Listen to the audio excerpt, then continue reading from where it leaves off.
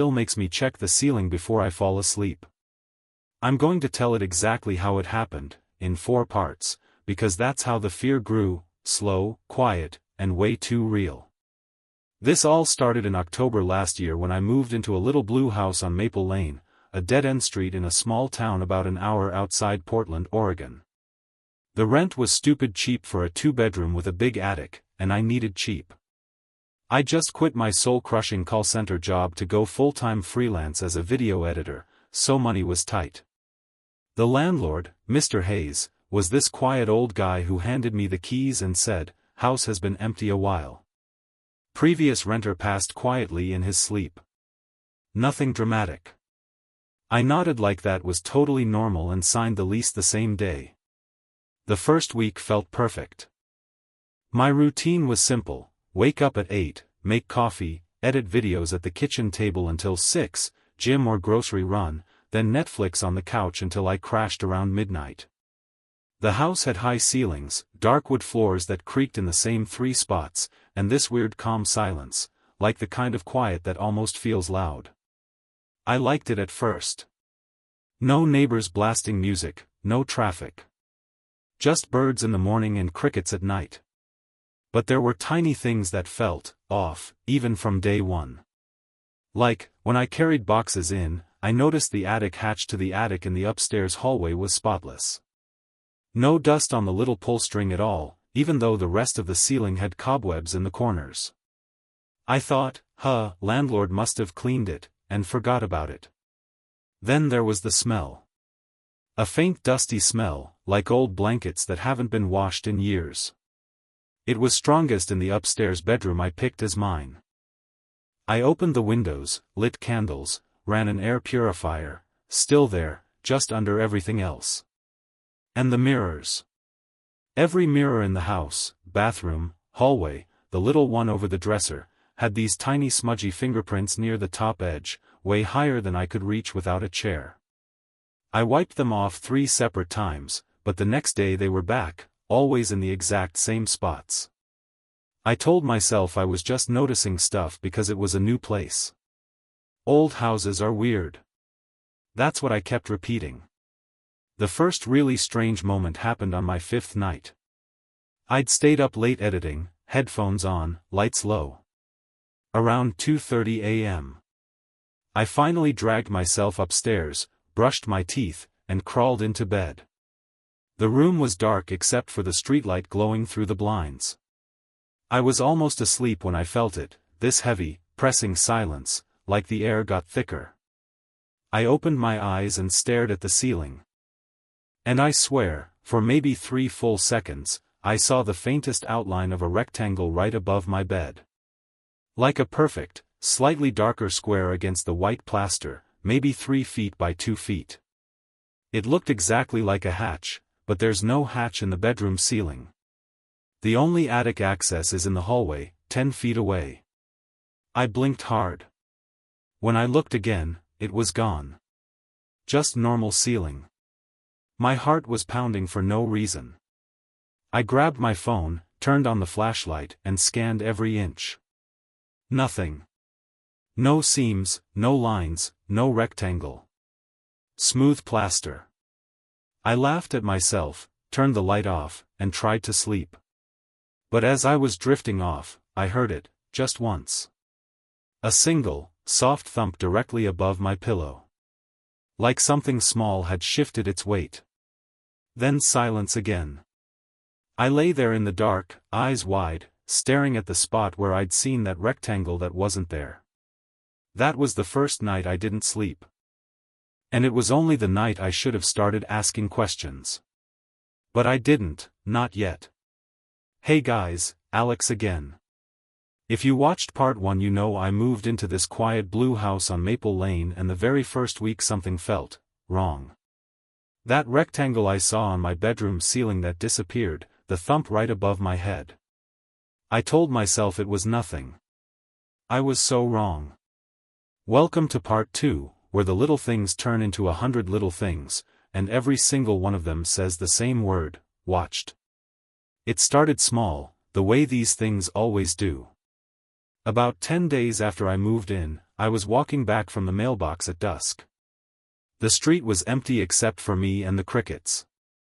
As I turned up my driveway I felt it, like someone staring at the back of my neck. I spun around. Nothing. Just the dark windows of my own house looking back at me.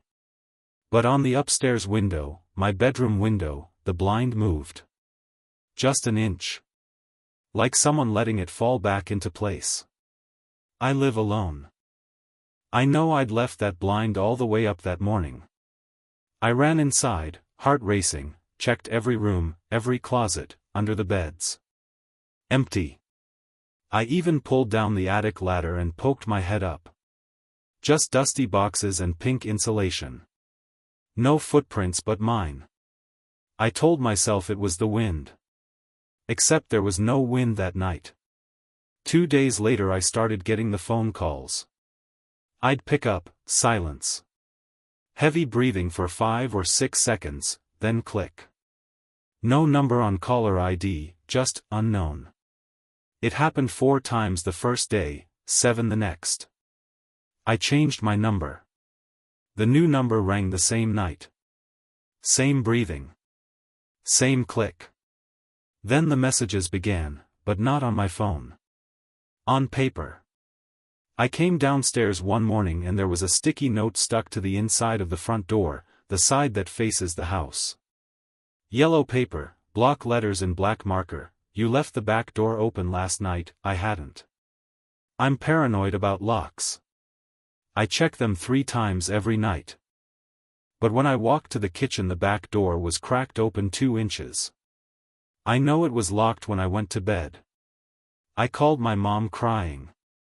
She said, "Honey, you're just stressed from the move." I posted about it in the local Facebook group.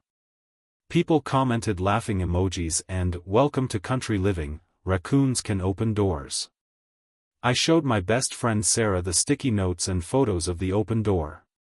She hugged me and said, "Maybe sleep with music on. You're hearing things." But I wasn't hearing things. I was hearing footsteps. Every night between 2 and 4 a.m. soft, careful footsteps right above my bedroom. Back and forth, like someone pacing the length of my room, but on the ceiling. I'd sit up in bed clutching my phone, recording audio. You can hear them on the files, creak, creak, pause, creak. Always the same path. I bought a better microphone, stuck it to the ceiling with tape. The footsteps got louder, almost angry, like whoever it was knew I was listening. I started feeling followed even outside the house. Grocery store, gym parking lot, driving home, always this prickling on my neck. One afternoon I was editing in a coffee shop downtown and looked up. Across the street a man in a gray hoodie was standing perfectly still, staring straight at me through the window. When I blinked he was gone. That night I found another sticky note, this time taped to the inside of my car window while it was parked in my locked garage. "Coffee looked good," I screamed so loud the neighbors called the cops.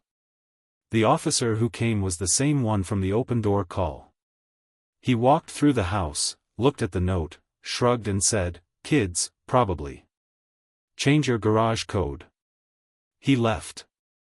I sat on the couch shaking until sunrise. The last night of this part, the danger came all the way home. I'd started sleeping on the couch because I couldn't stand being under those footsteps anymore. Around 3:17 a.m. I woke up to a new sound. Not footsteps. A soft, metallic scraping coming from the front of the house.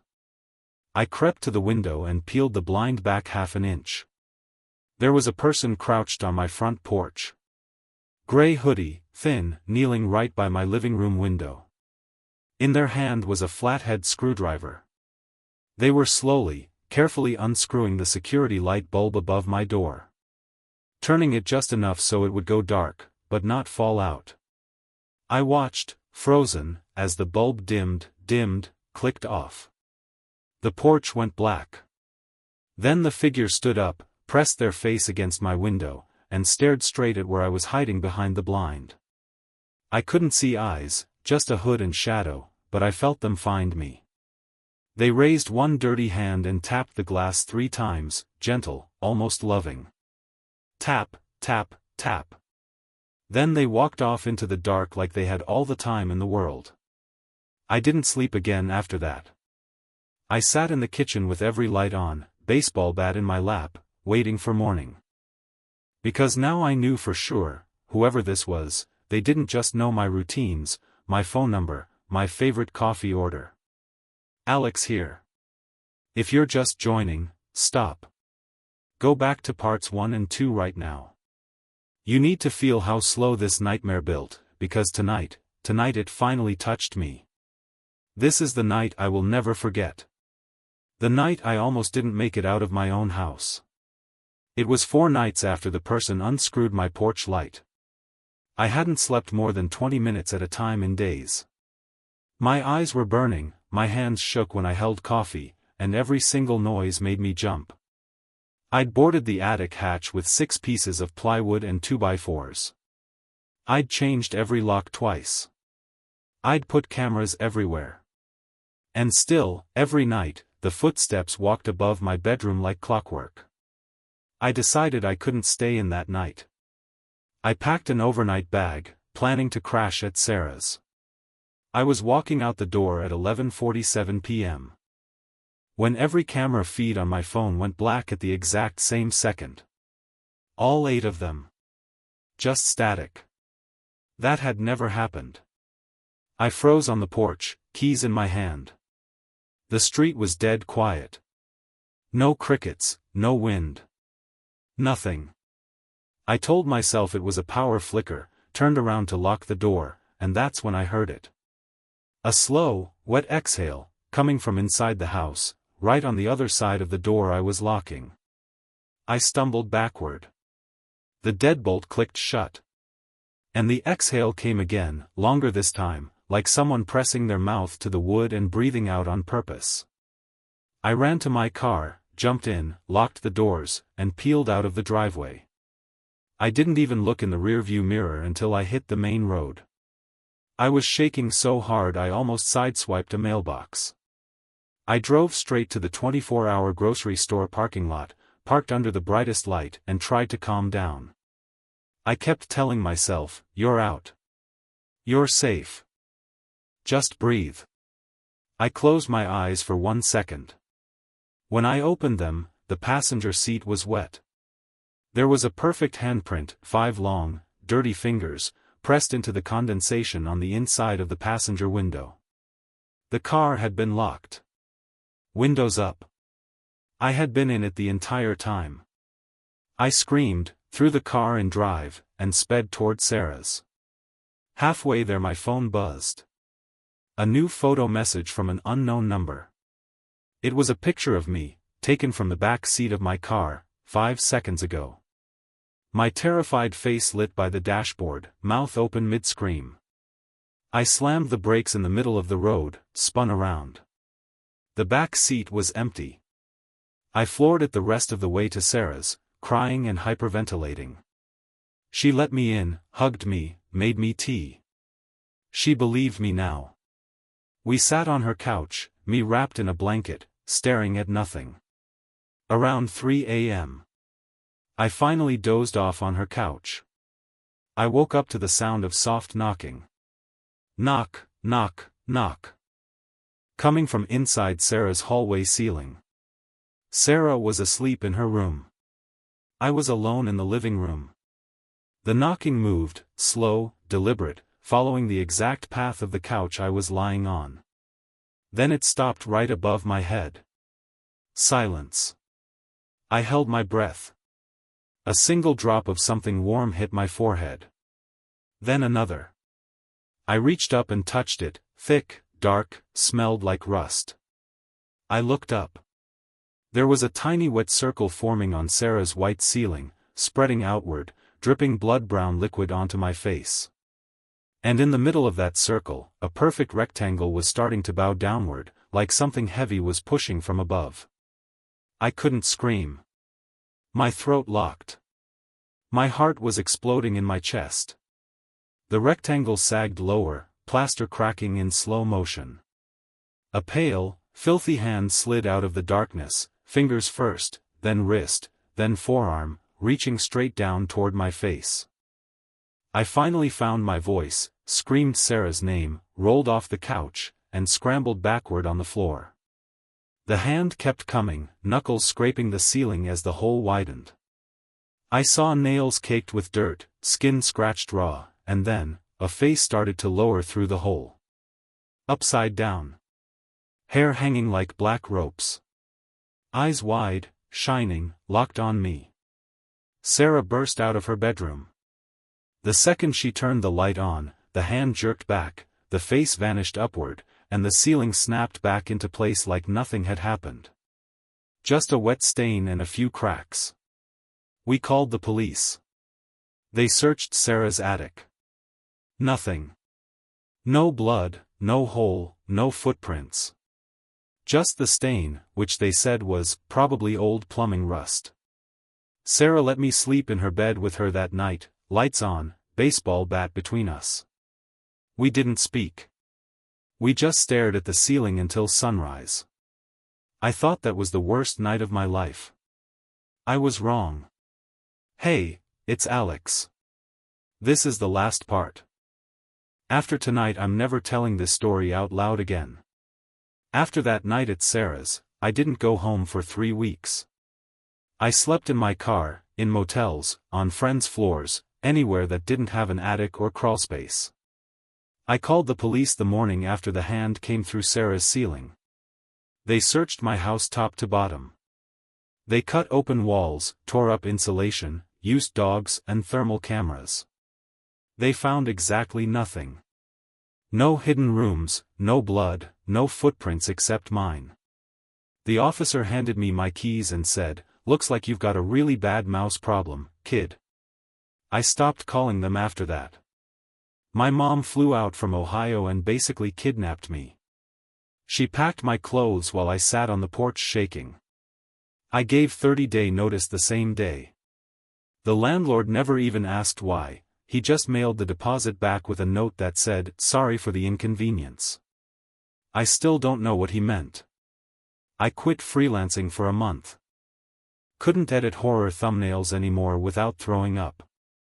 I took the first office job I could find, second floor, open plan, no dropped ceilings, no attics. My boss thinks I'm just quirky, because I always take the stairs and refuse to use the storage closet. I moved 4 times in 8 months. Every new place has to pass my rules now. No attic access inside the living space, no crawlspaces, no dropped ceilings, ring cameras on every corner pointing up, motion lights inside and out. I sleep with a loaded can of wasp spray and a flashlight on the nightstand. I still check the ceiling every single night. I sweep the beam of the flashlight in slow circles until I'm sure there are no rectangles, no seams, no wet spots. Then I do it again. And again. Sarah and I don't talk anymore. The last time I saw her she whispered, "I still hear the pacing sometimes," and started crying.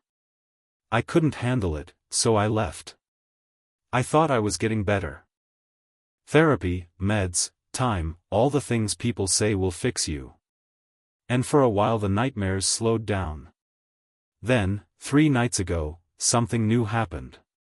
I was in my current apartment, 5th floor, concrete building, brand new construction. I'd just fallen asleep when my phone buzzed on the nightstand. One new message, unknown number. No text, just a 7-second audio file. I almost deleted it. But my stupid thumb pressed play. The first 4 seconds were total silence, and then the exact same soft, deliberate footsteps I used to hear in the blue house. Creak, creak, pause, creak. Exactly the same rhythm. Exactly the same path across my old bedroom ceiling. The recording ended with a slow, wet exhale right into the microphone, the same sound I heard through the front door that night. I dropped the phone, ran to the window, looked down at the street. Nothing. No one. I haven't slept since. I keep asking myself how. How did they get the new number I only gave to my mom and my job? How did they record footsteps that sound like they're happening right above me when I live on the top floor of a concrete building? And the worst part, when I listen to the file a second time with headphones, right at the end, so quiet you can barely hear it, there's a whisper. It says my new address. Clear as day. So here I am, uploading this video at 4:12 a.m. from a coffee shop because I'm afraid to go home. I keep thinking about something the police said when they closed the case. They told me, people like that don't just stop. They move on to the next quiet house, the next person who lives alone. So my last question for you, the one that keeps me awake, is this: what if I wasn't the first person he lived above, and what if I'm not the last? If you're watching this in bed tonight, do me a favor. Look up. Just once. And if you see a rectangle that wasn't there yesterday, run. Thanks for listening. I don't think I'll be uploading for a while. Good night, guys. Or whatever's left of it.